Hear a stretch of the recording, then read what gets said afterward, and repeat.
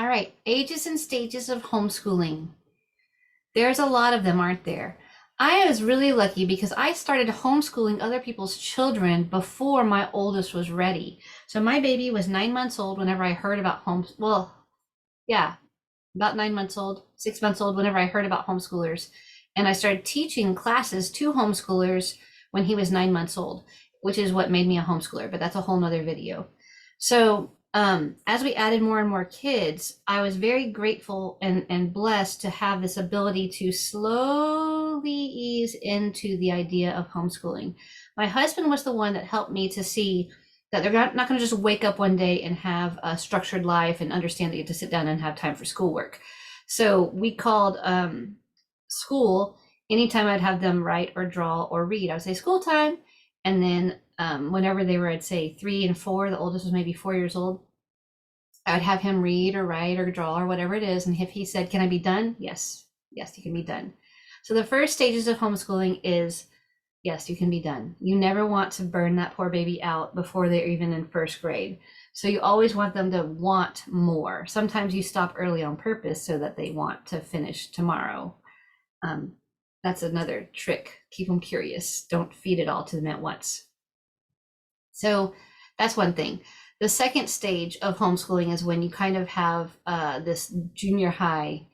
Elementary is pretty easy. You're learning to do some basic math, you're learning to do reading, and you're just reading a whole lot from the library. That's it. Then you get into this upper level stuff, 5th and 6th grade, and so that's a new stage. At this point, your children should have many, many chores. They're helping you with running the house. They're learning through life. They're at the grocery store with you. They're voting with you. They're going everywhere with you all the time, and they are super inquisitive. They have figured out by this point that life is learning. So my kids were very smart about this. "Mom, can we go to the frozen yogurt place? Because we can learn all about weighing," because you know how they would weigh the frozen yogurt to find out the cost. "We can find out about weighing things, Mom. Mom, we can find out about the different kingdom, phylum, species of animals by going to the zoo. Mom, can we can learn about budgeting if you let us go to the toy store and give us each $10. So they learned very quickly that life is learning and there's always something to learn somewhere. And so they would conduct interviews with family members, or they would conduct interviews with parents of other kids to find out more about their life, find out about history, find out about geography. So that's the second portion, is the love of learning turns into like life school. School is life, life is school. That's the second stage. After that, the day that my baby, you never had, I always had somebody left over, right? I always had Liesel or Liesel and Audie or Liesel, Audie and Annigil. They didn't have to worry about. They would just, anything they got was gravy. I was like, yeah, nice. They're already doing this. So when we were doing molecular structures with pipe cleaners and beads and putting the protons and neutrons and everything, electrons all together. And Liesel was doing it with hers, and she was 4. And so she's making a water molecule, H2O, and she's like, "Oh, water looks like Mickey Mouse." That was silly. She's a 4-year-old putting together a water molecule. However, when she did have to do the water molecules, I didn't have them do the hands-on thing. Isn't that terrible? Poor babies, they don't get the same education as the older ones. But whenever she did it, or she saw the diagram, she's like, "This looks like Mickey Mouse. This is the same thing. I've done this before." And I was like, "Yes, you have." So she recalled it. So there's that stage of when everybody is on the docket.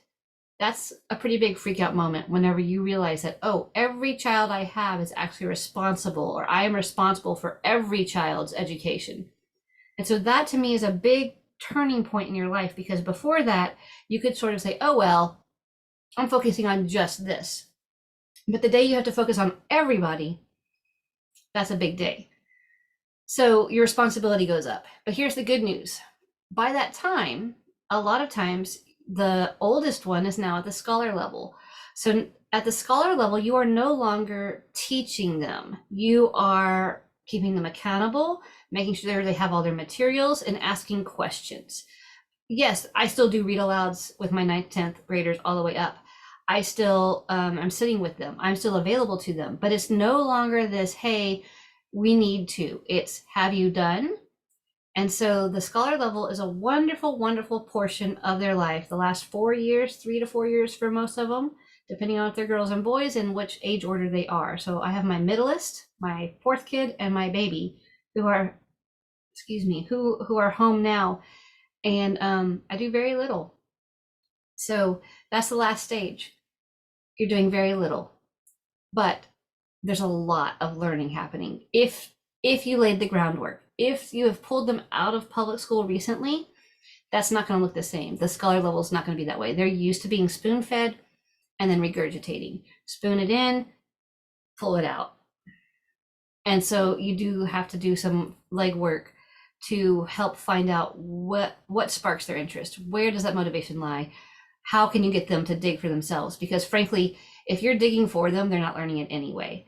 So it's worth the fight to sit back, stop spoon feeding, and require them to do some things, inspire them to do some things on their own, and don't continue to spoon feed. Don't keep that same expectation that they have from the public school system or the private school system, to teach them into lifelong learners. So even if you only have a couple of years left, even if you have only 1 year left and you just pulled them out, take the time to really research and really delve into ask them, just talk to them. They're young adults.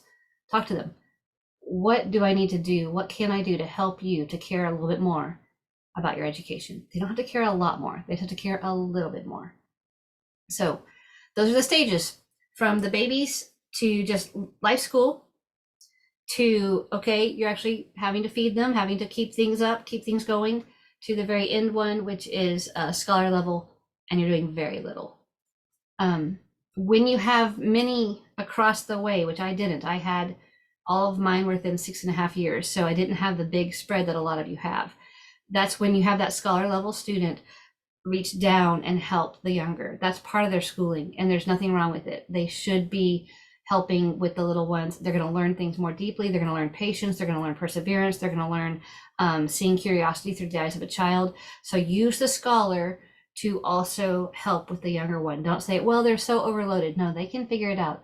They can make some time. They can also help you and invigorate those younger students as well. So I would not rob them of that opportunity that my kids didn't get.